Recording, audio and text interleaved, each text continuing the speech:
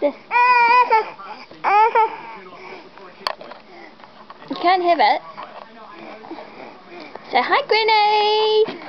Hi, Granny. Oh dear.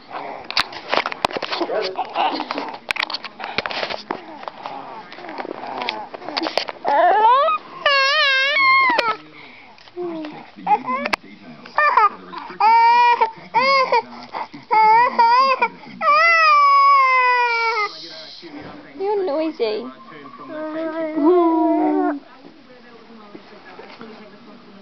Yeah, it's not very good. You're going to find the car park. Righto.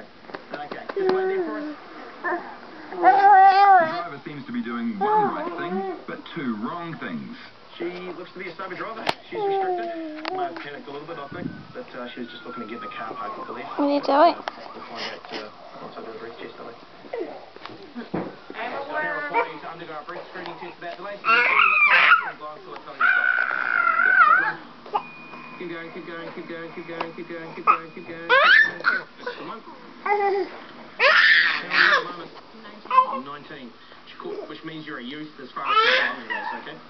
So she's failed youth, failed general, failed youth.